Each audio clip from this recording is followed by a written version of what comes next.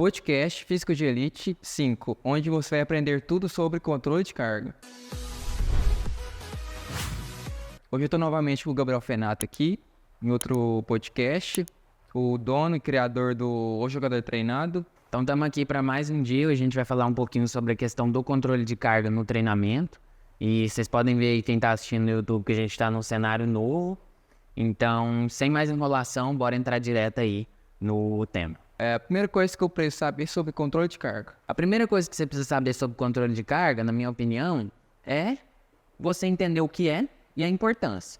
O que é o controle de carga? Nada mais é do que eu faço um treinamento, aquele treinamento ele gera uma sobrecarga no meu corpo, certo? Certo. Aquela carga que foi imposta ao meu corpo, ela é extremamente importante para que eu possa progredir. Que eu vou dar um exemplo.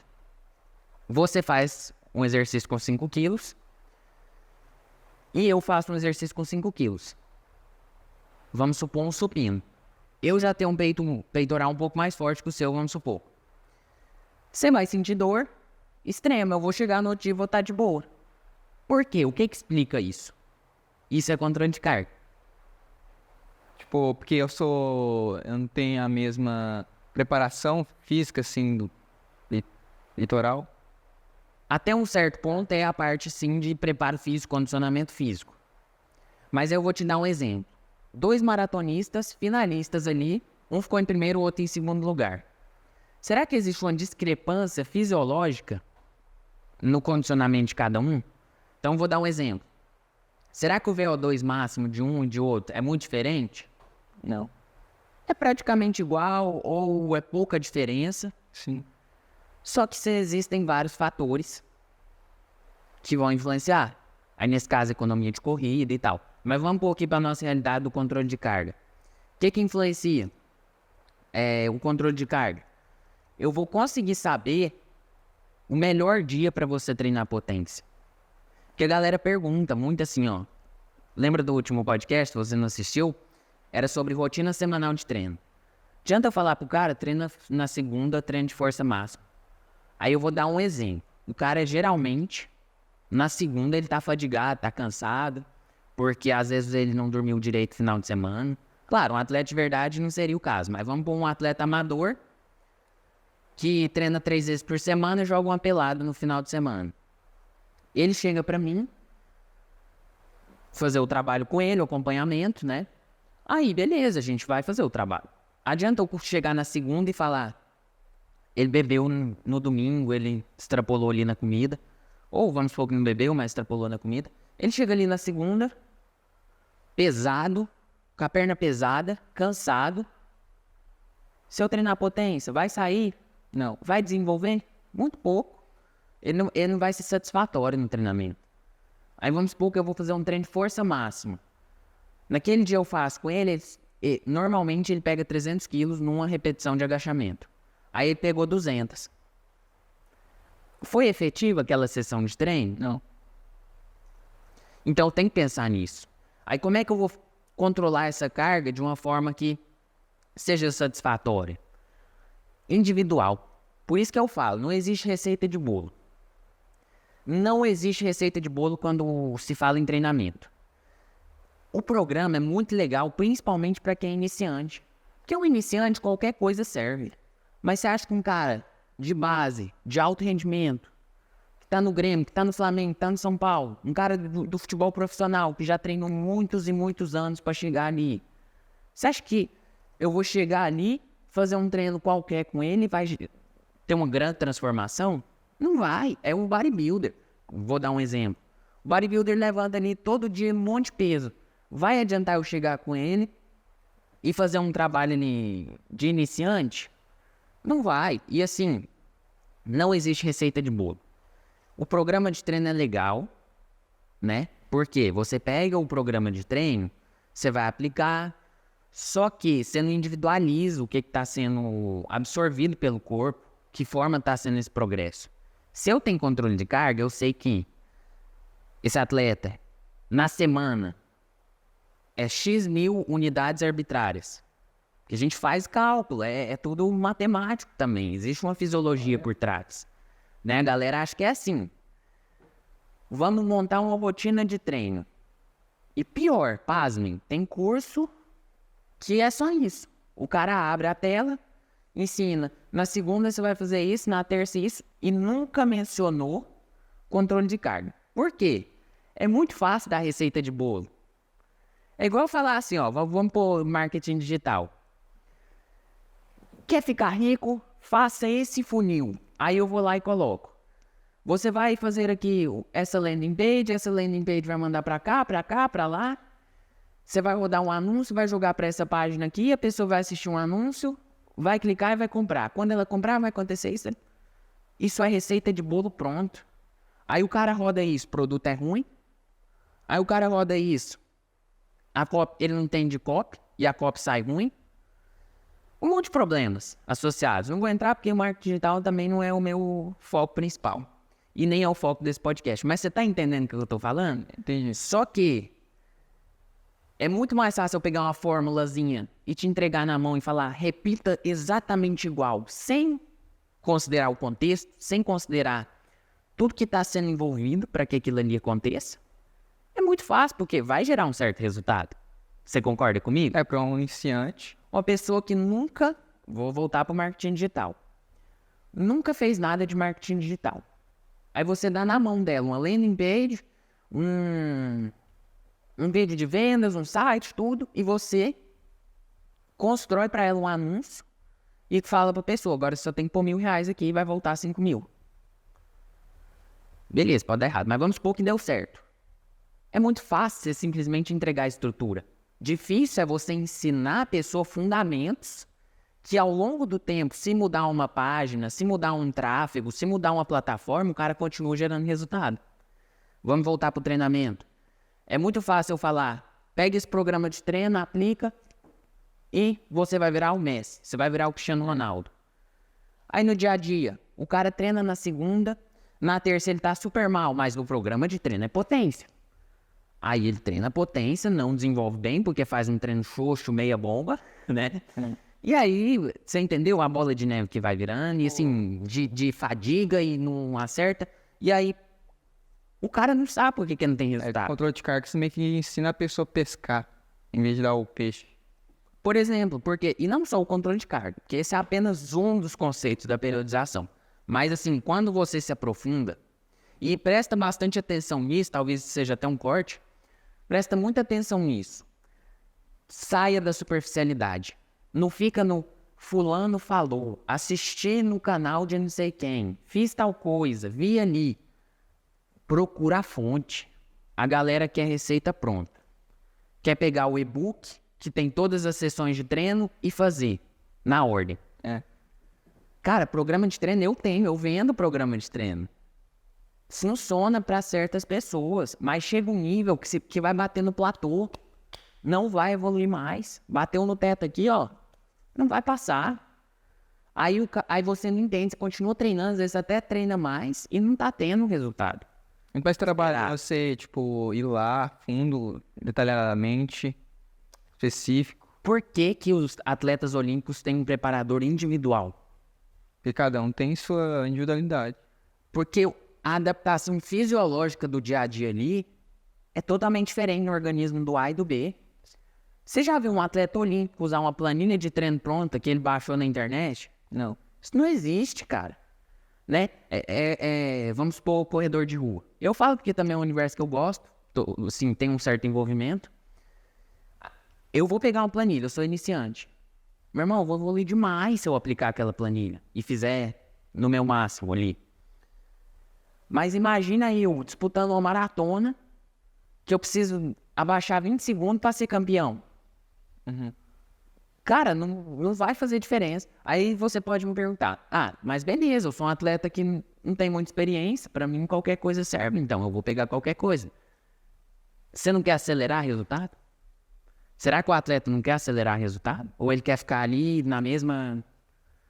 Como que ele vai acelerar resultado? Tendo conhecimento para de fato chegar no próximo nível. E eu vou dar um exemplo. Por que o cara ter o conhecimento é um game changer? É uma mudança de jogo, de vida para ele. Por quê?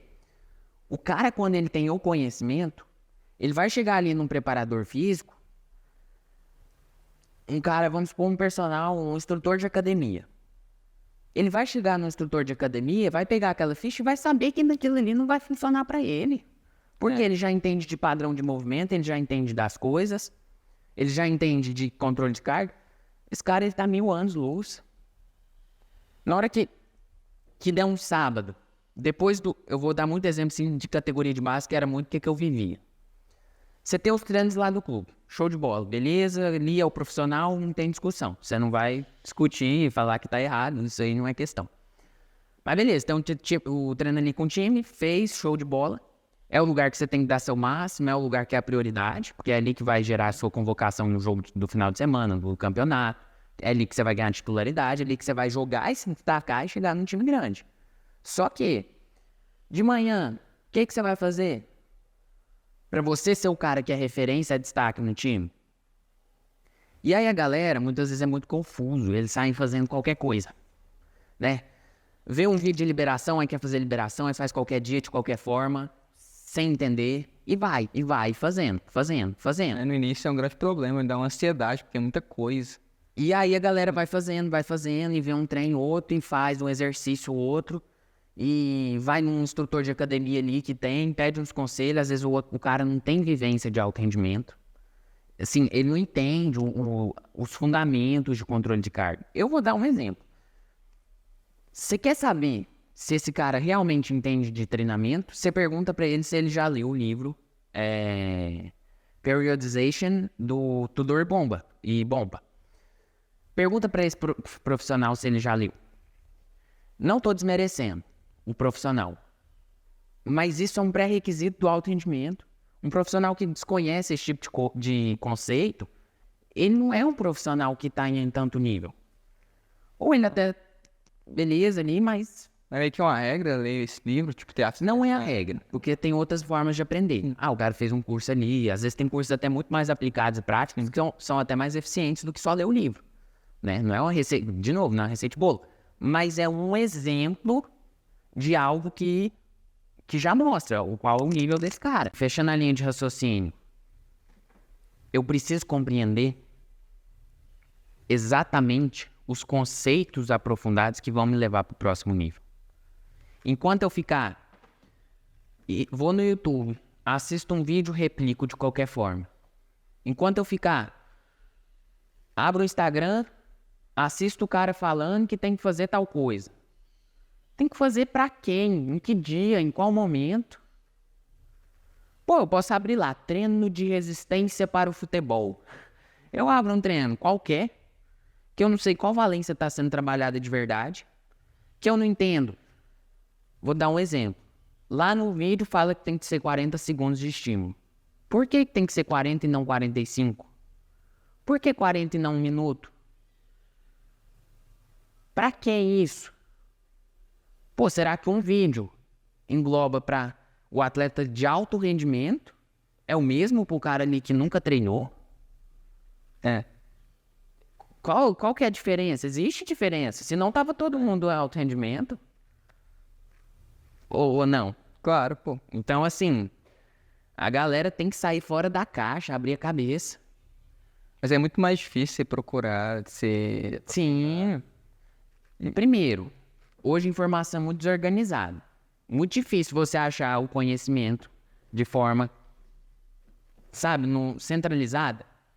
Porque, beleza, de primeiro, a galera não era super abrangente nos conhecimentos. Então eu vou dar um exemplo. O cara que era mercado financeiro, para ele dominar aquilo ali era 30, 40 anos. Porque você não tinha informação rápida e disponível a todo momento. Você não fazia Google, você tinha que ler, você tinha que estar no dia a dia lá vivendo. E pessoas não soltam conhecimento assim no dia a dia rápido. Eu falo assim, não é verdade? As pessoas... E outra. Às vezes nem faz sentido. Ninguém vai chegar pra você no meio da rua ou qualquer lugar que você tiver e começar a disparar um monte de coisa. Não existe. Você só aprofunda conhecimento de duas formas. Passando tempo com aquela pessoa, aí ela vai te soltando algumas coisas, e estando na prática do dia a dia. Só que isso daí leva muito tempo. Porque não é uma coisa da noite pro dia. Para você aprender com pessoas que já tiveram experiência, Demora muito, entendeu? Pega antigamente, antes da internet, era muito mais difícil você ter acesso a certos conhecimentos. Aí hoje você tem 2 problemas, a preguiça de pesquisar, de procurar, de ir atrás, a fundo, porque a galera quer o que é fácil e prático e aplicado. Eu vou dar um exemplo. O que vai ter mais visualizações? Um cortezinho que eu fizer aqui e jogar lá no Instagram, no TikTok, ou quem que vai entrar aqui e ficar 1 hora aqui assistindo isso? Esse bate-papo muito mais aprofundado que abre a cabeça da pessoa. Claro que é o mais rápido. O mais rápido, porque o cara quer ver a dica. A dica. Você vê de dica.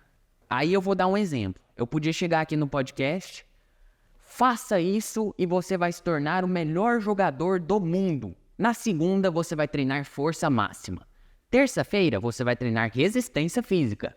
Quarta-feira, você vai treinar velocidade. Quinta-feira, você vai treinar explosão. Na sexta, você vai descansar porque você vai ter jogo no sábado. E no sábado você vai jogar e vai ter o melhor desempenho da sua vida. É. Pô, aí, ó. Eu poderia chegar aqui e fazer isso. Isso aqui eu tenho certeza. Você joga lá, o engajamento é muito maior. E todo mundo consome. Nossa, é isso que eu quero pra minha vida. Que é mais... Agora vai pro dia a dia. E hoje, né, tirando assim um pouco dessa questão do futebol, porque eu acho que uma conversa, ela tem que ser abrangente pra gente não ficar só naquela caixinha assim, ó. Ai, clique nesse botão, faça isso. Tem que ser por quê? Tem que entender a profundidade das coisas. Esse futebol envolve um monte de... E aí, por exemplo, eu preciso, quando eu entro numa conversa, numa roda, de abranger um conhecimento amplo. O que eu ia te falar? Eu não posso pensar o seguinte, que hoje, por que existe um índice de ansiedade, de depressão, o tal do TDAH agora, que é a fama? Todo mundo tem. Todo mundo. O cara de 40, 50 anos, viveu 30 anos, 40 anos e agora que descobriu. Beleza, não vou entrar no mérito, né? A ciência tem justificado através disso, profissionais têm validado. Eu, na minha ignorância, não sei até que ponto isso é verdade, o que não é verdade. Mas vamos lá, tomando como verdade absoluta. Por que cresceu isso tanto? Porque hoje as pessoas vivem totalmente no prazer, dopamina em tudo, em tudo. A pessoa tem acesso a tudo, ela tem todo conhecimento, tem toda informação. Não é todo mundo que tem acesso a todos os bens materiais, mas a maioria das pessoas hoje tem muito mais facilidade, porque hoje o acesso ao crédito é muito fácil. Então, o cara vai, faz um empréstimo, faz um trem, compra um jet ski, compra um carro financiado. Se você for olhar a galera da era medieval, por exemplo, pro cara conquistar um trem grande, isso nem acontecia. Ele não tinha ascensão social. Por quê? Como que ele ia ter essa ascensão social? Era vedado, era fora. Tem que trabalhar demais. E hoje, democratizou o acesso e tal. É o lado... Muito bom. Mas, é aquele porém. O cara fica na internet consumindo dopamina, vendo videozinho de gente ficando milionário, rico, torne-se o próximo milionário, aí aparece aqueles vídeos sensacionalistas, cara em carro e não sei o quê. Isso gera dopamina, tem... E aí você tem um pico de explosão o tempo todo de motivação, mas quando você vai pro dia a dia, pra realidade das coisas, você vê que a parada é outra. Não existe, cara, de verdade. Olha as pessoas assim que foram crescendo. Ninguém fazia 30 coisas ao mesmo tempo. As pessoas não se desenvolviam da noite pro dia, né? As pessoas ganhavam dinheiro, demorava. Então, para as pessoas ganhar dinheiro, era processos difíceis. E aí, hoje, a gente tem imagina que tem muito moleque mais novo que me assiste, que me acompanha. Hoje, um moleque de 5 anos, ele tem mais conhecimento e informação do que um rei antigamente lá na Idade Média, na Idade Antiga. Ele tem eu não sei nem especificar o número, mas ele tem o quíntuplo, sei lá, 500 mil vezes a mais. Sem brincadeira, porque ele já nasce com o celular na mão, que ele tem um universo inteiro. Se ele fizer um Google ali e pesquisar as coisas, ele pode descobrir literalmente tudo que existe na Terra. E de verdade, achar que hoje existe um conhecimento oculto, e aí hoje a gente tá passando por aquele revés. Se antes o novo, que era o uau, hoje o básico que muda o jogo das pessoas. Hoje o básico faz toda a diferença. No futebol, não é mais o cara que descobriu um novo método. Porque você já tem diversas coisas, método de treino de força, tudo. Entendeu? O cara hoje não precisa, igual eu falei, a questão do livro. O cara hoje não precisa ler um livro, porque ele assiste um curso, tem informações ali de tudo quanto é espectro, de tudo quanto é fonte. Ele assiste um vídeo no YouTube, ele pegou todo o resumo ali de um livro. Ele vai pesquisando as coisas no dia a dia, ele aprende assim, de uma forma absurda. Só que o que acontece? Falta de aprofundamento. Por quê? Eu vou dar um exemplo. Um blogueiro, um influenciador, hoje vai lá, cria um produto de treinamento para emagrecer. E o cara, professor de academia ali, que às vezes já viu tudo quanto é pessoa diferente, já conheceu tudo quanto é corpo, já trabalhou com um monte de gente, teve gente que emagreceu rápido e perdeu e depois ganhou, teve gente que emagreceu e manteve, tem tudo quanto é cenário. Gente que tinha preguiça e não fazia direito, tudo que você imaginar. Uma pessoa assim, ela vai tentar vender na internet, ela não fica milionária, muito pelo contrário. Aí eu vou citar uma polêmica aqui, tem uma mulher, por exemplo, que chama Mayra Card, se não me engano é assim o nome dela, que é casada com o Thiago Nigro. Ah, o desinvestimento lá? O primo rico. Primo rico. O que acontece? Ela hoje, ela é top 3, top 1 ali do mercado. Ela não tem formação. Mas o que ela tinha? Audiência, ela tinha um estilo de vida de saúde. E show de bola, cada um tem seu mérito, cada um conquista as coisas de uma forma. Mas para pensar, ela vai dar uma aula ali.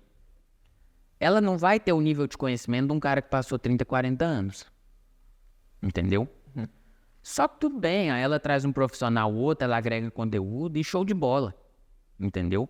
E por isso que hoje eu acho que é muito mais legal também, porque o cara de 40 anos, ele não fica na zona de conforto. Porque ele sabe que o moleque de 20 se dedicar vai saber mais do que ele. Que eu vou dar um exemplo. O cara antigamente, o processo de formação era lento, era só o que tinha ali na faculdade. Aí tinha os livros ali, mais livros desatualizados, a pessoa nem lia. E ia passando. Hoje, se o cara pegar firme para estudar, em 4, 5 anos estudando de verdade, ele pega mais conhecimento fresco do que um cara lá das antigas. Na teoria, né? Mas na prática... Só que aí, a gente tem que entender que todo aprendizado, ele é universal. Ele é muitas coisas envolvidas, né? Vou dar um exemplo. Ninguém vira o Neymar no drible vendo dica de exercício com cone. E hoje o erro é muito grande por causa disso. O treinamento é voltado para o cone e o cone para a pessoa. Você não tem mais uma pessoa driblando outra pessoa. E hoje, quais os treinamentos que mais têm funcionado dentro do treinamento técnico? O treinamento 1 contra 1. Conjunto, né? O bobinho. Os mais efetivos que estão sendo mais usados. Bobinho, reduzido. O reduzido o que é? Era um jogo antigamente na rua. Era um jogo na rua. Inclusive os europeus vieram no Brasil entender por que os jogadores daqui tinham tanta criatividade. Mas porque o moleque com 8, 5 anos de idade, ele já tá ali no campinho. Tá na prática. Já tá no campinho, já tava na rua antigamente. Hoje no campinho, mas antigamente na rua. E hoje você tem pouco disso. Aí a galera é robotizada, é mais mecânica. E aí a gente tem que entender. Ah, então tá tudo errado. Não, porque imagina você associar o treinamento tradicional e ainda vir com esse menino para fazer um trabalho de força na academia, que antes ele não tinha acesso, não tinha estrutura.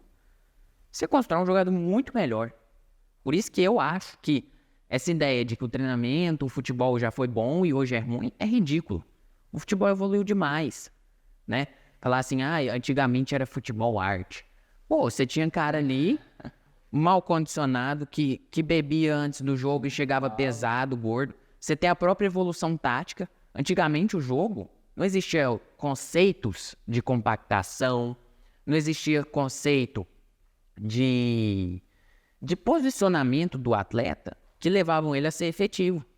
A marcação era meio que aleatória, no início era mais individual.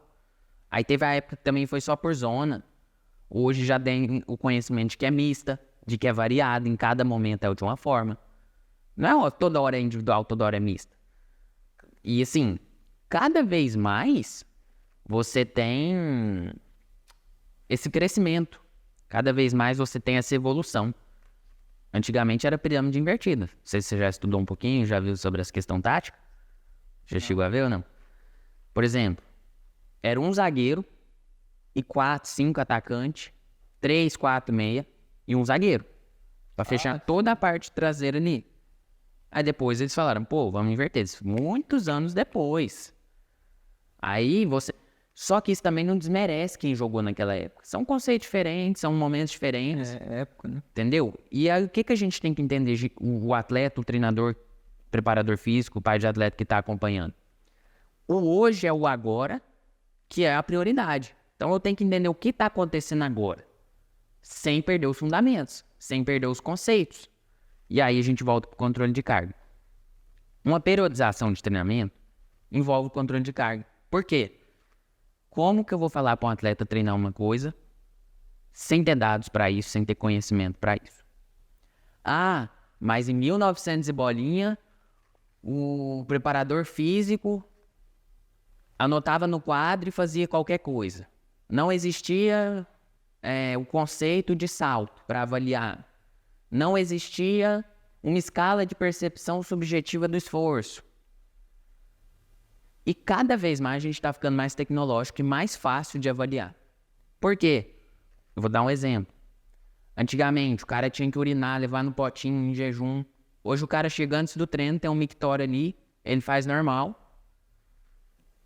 Aquele aparelho já tem o dado, já sai direto no computador do preparador físico, do fisiologista. O preparador físico olhou, tá desidratado, não tá? Faça o controle de carga. Isso é controle de carga também. Nossa. Por quê? Desidratação não necessariamente é por carga, mas pode ser que sim. Por quê? Se esse atleta vem tendo uma fadiga muito grande, um desgaste muito grande, ele vai ficando desidratado de uma forma mais crônica, mais acelerada, acentuada. Então, você está vendo como que os conceitos eles são muito mais profundos do que o pessoal vê? E, cara, tomada de decisão. O que mais um ponto? Não existe receita de bolo em que sentido? É tomada de decisão. Daqui uns anos, lá em 2080, talvez exista uma inteligência artificial que faz vários códigos e descubra qual que é o melhor treino no dia. Mas por enquanto, na vida real, é tomada de decisão do preparador físico. Eu vou avaliar e vou falar, não, eu vou manter esse treino. Eu vou fazer. E aí que existe um pouco de sorte, de conjunto, de combinação de resultados que leva à vitória. E é aí que existe a vitória. Porque senão era todo mundo igual. Se for todo mundo igual, como é que você vai ter resultado diferente? Imagina se fosse todo jogo empate, porque todo mundo é igual, todo mundo faz os mesmos gols, as mesmas marcações. Então é aí que mora essa diferença. Você faz ali um treinamento que envolve um monte de coisa. Aí vamos supor que você tomou a decisão de treinar força um dia antes do jogo. Você é o preparador físico do time XYZ. Eu sou do time ABC. Eu decidi que eu não queria fazer o treino de força. Chega no jogo, os meus atletas têm um desempenho superior físico. Como assim? A gente analisa a distância percorrida, a gente analisa a velocidade por distância percorrida, por quilômetro, por metros. A gente analisa a velocidade máxima, velocidade média, quantos sprints foram dados naquela partida, esse tipo de dados. Aí é assim que a gente sabe, foi o desempenho superior. Que isso é o resultado final, é o desempenho em si. Então, concluindo, você só vai ter resultado se você tiver fundamentos, mas que esses fundamentos te sirvam de base de conhecimento para você, o seu cérebro, pensar e tomar decisões de qualidade. Decisões que realmente vão levar o atleta a evoluir. E aí é multifatorial. Por quê? É a intensidade do exercício, é o volume do exercício que eu vou mudar, é a densidade do exercício e é o próprio exercício. Eu posso pôr mais exercício, menos exercício, exercício XYZ, o exercício ABC. É meio relativo, cada preparador físico vai fazer isso com base no conhecimento que ele já tem, né? Que ele já tem na tomada de decisão dele. Tipo, é um negócio na prática, né? Que, tipo, Sim, aí é o que eu falo. O atleta que realmente quer evoluir, ele não precisa virar o maior preparador físico do mundo. até porque ele é jogador, né? Mas ele tem que ter a vivência na prática alinhada com uma base teórica. De conhecimento, de entendimento do que funciona, do que não funciona, do que é o quê. Mas você acha que na maioria dos casos dá pra fazer os dois? Tipo, treinar, jogar, dar o seu melhor ali e também ter esse conhecimento teórico? Cara, eu digo que dá muito. Porque o jogador que é atleta profissional ou que vive do futebol, e eu já vivi isso na época que eu alojava de base, você treina 2 horas no seu dia. O resto do seu dia você tá à toa. Por quê? Você não estuda, geralmente. Então, no cenário normal, esse atleta ele passa muitas horas disponível. O que muitos vão fazer? Vai sair, vai para não sei onde. Outros, os caras mais conservador, vai ficar ali recluso. Mas nesse tempo é o tempo do cara ler, é o tempo do cara estudar. E, pô, você estudar o seu esporte, o que você faz, é como qualquer outro profissional. Um médico, você acha que ele não tem que estudar o que ele tá fazendo? Um médico, você imagina, ele tem 40 anos, ele toda a vida fez a cirurgia. Se ele não estuda, ele vai ser um péssimo médico. Por quê? Ele vai ficar no automático, uma hora que aparecer uma situação diferente, ele não sabe como reagir. Então é a mesma coisa, jogador. Ele tem que entender profundamente do que ele faz, que é jogar futebol. Então só que aí, beleza, eu tenho que jogar futebol, mas qual que é o processo de aperfeiçoamento dentro do futebol?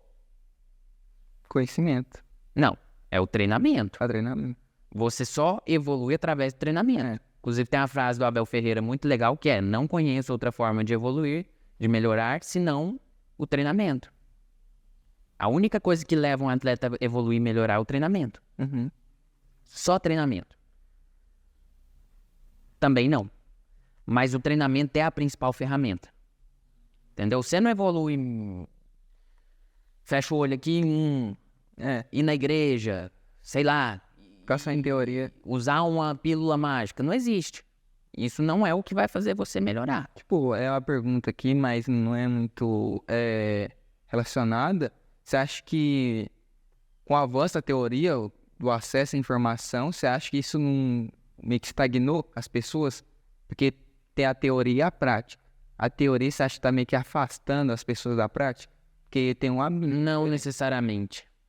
Um atleta de futebol, eu falo por experiência própria, ele não estuda nada de teoria. E é aí que mora o perigo.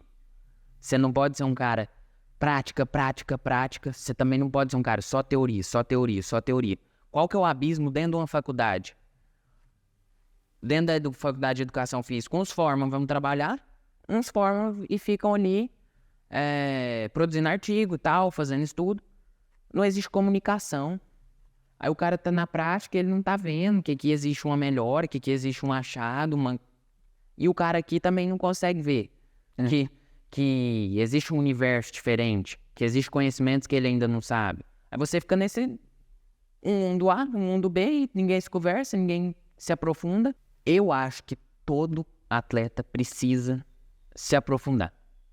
O foco é controle de carga nesse episódio, mas adianta eu só chegar e falar, faça controle de carga. Aí o cara nem sabe direito para que é, o que é, e faz. Comece a se questionar, comece a abrir sua consciência. Aonde eu posso melhorar? O que eu tenho que entender de treino, de futebol? Eu tenho que entender tudo sobre o que eu faço no jogo. para que eu seja um grande atleta. Só que o processo para chegar nesse jogo é o treino, que é onde eu vou evoluir. Então, eu preciso dominar o treino. Entendeu? Que é até o nome, método domínio treino, por isso. Você precisa dominar tudo sobre treinamento para chegar nesse futebol e evoluir. E ter um desempenho melhor. Até porque aqui eu acho que não tem nenhum atleta, nenhum Cristiano Ronaldo da vida que tem nutricionista, preparador físico, individual. Acho que é Exatamente. a raça mesmo. E outra, quanto mais ferrado o cara tá, mais ele precisa. E por que o atleta mais ferrado, ele tem que ter mais busca? Por quê? Você já não tem um grande talento natural. É o primeiro ponto. Primeiro ponto. Aí você nasceu em cidade pequena. E pode ser só um desses ou vários desses. Quanto mais desses você tiver, pior é. Aí você já não tem um grande desenvolvimento físico. É aquele cara que tem dificuldade para ganhar massa, tem dificuldade para velocidade, ou para força, ou para resistência. Cada um vai ter uma característica. Se você, com todos esses somatórios, é burro, se posiciona mal em campo, acontece, atleta que não é muito inteligente. Se você já tem tudo isso, essas características, então é ruim no técnico, é ruim no físico, é ruim no tático, e ainda a mentalidade, é baixa autoestima. O cara acha que ele é o pior cara do mundo e que tudo na vida dele vai dar errado e que ele é um merda. O que vai ser o resultado, cara? Esse cara, ele nunca vai evoluir. Tem duas opções. Ou fica estagnado, com desculpa, ou tenta, faz alguma coisa. Exato. E aí, como que esse cara vai conseguir chegar? Correndo atrás da forma que ninguém corre atrás. Como? Se aprofundando, entendendo o que ele precisa fazer. E aí ele conhecendo sobre treinamento, ele dominando treinamento, ele dominando controle de carga, uma periodização, ele aplicando todos esses conhecimentos juntos, e aí ele começa a estudar tática, ele começa a fazer mais treinamento técnico, ele entende como que esse treinamento técnico tem que ser. Porque, pô, fazer repetição burra é pior. Inclusive o treinador do Roger Federer, de tênis, o cara já velho, ele identificou padrões de movimento que não eram legal. E o que ele fez? Ele ficou trabalhando muita repetição em cima. Só que no detalhe, corrigindo. Aí é aquela questão.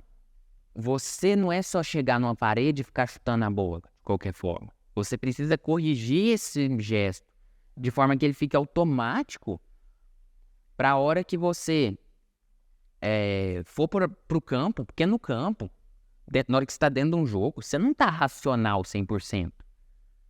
É limitado. É muito rápida a tomada de decisão, ou seja, você não vai ter todo um processamento para pensar, para lembrar lá do estímulo que você fez. Aquilo, ou ele tá automático, ou não vai fluir. Vai. Entendeu? A galera fala assim, o Messi tá o tempo todo lendo o jogo, não sei o quê. Que assim, cria-se aquela teoria de como se ele fosse um matemático, um físico que tivesse ali na cabeça dele fazendo riscos assim no campo mentais e somando. Isso não é calculando, não existe. É ser humano como qualquer outro. Agora, o que acontece? Ele já vivenciou tantas situações práticas que aquilo ali já é normal. Já é normal, ele já põe aquilo ali na cabeça e Você executa. tem uma grande habilidade de aprender a automatizar. Exatamente, aí automatiza, já conhece diferentes cenários. E o quê? Ele é um cara que tem muito conhecimento de fundamento. Então ele passa por situações diversas, mas ele sabe reagir às situações. E aí é o que eu falei, que é mais prática e teoria.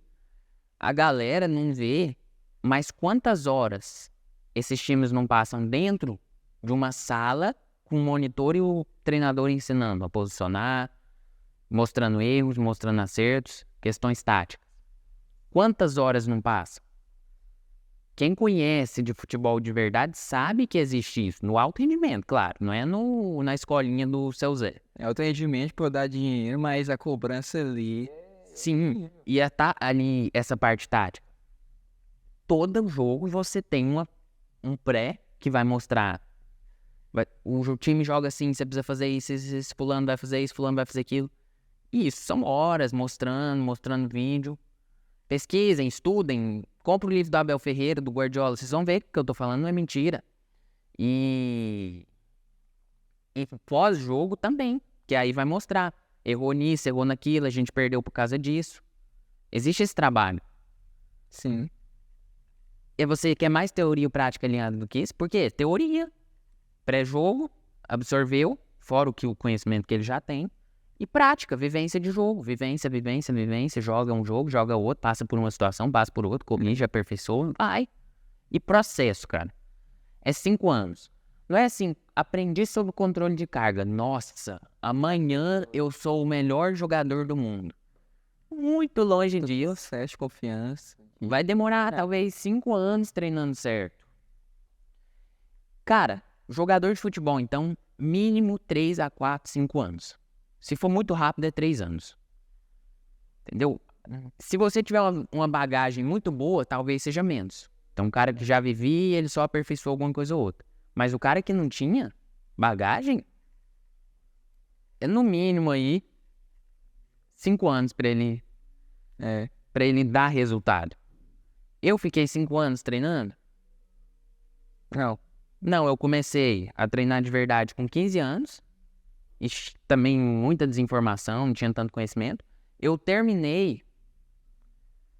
parei de jogar com 17. Então foram 3 anos só de treino. Precoce. 2 anos e meio, 3 anos por aí. Entendeu? Você entrou...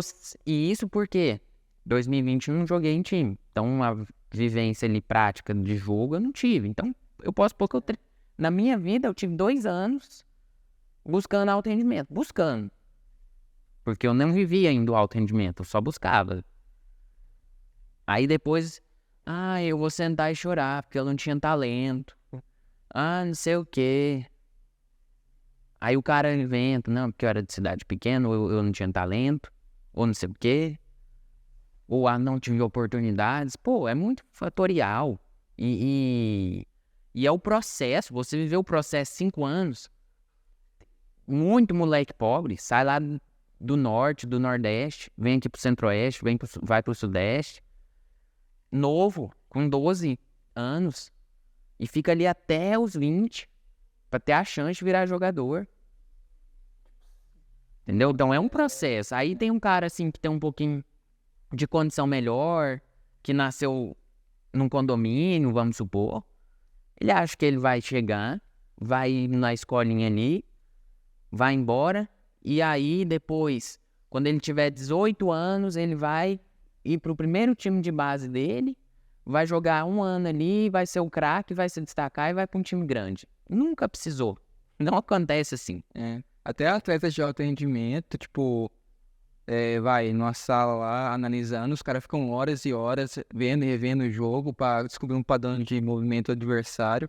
Aí o cara que não tem nada fica com preguiça de ler um livro. Então, fechando aquele tópico, agora entrando mais no controle de carga em si, eu queria saber mais objetivamente como fazer um controle de carga. Então, como eu falei pra você, até eu dei um exemplo da urina e tal, que faz, né, um teste. Sim.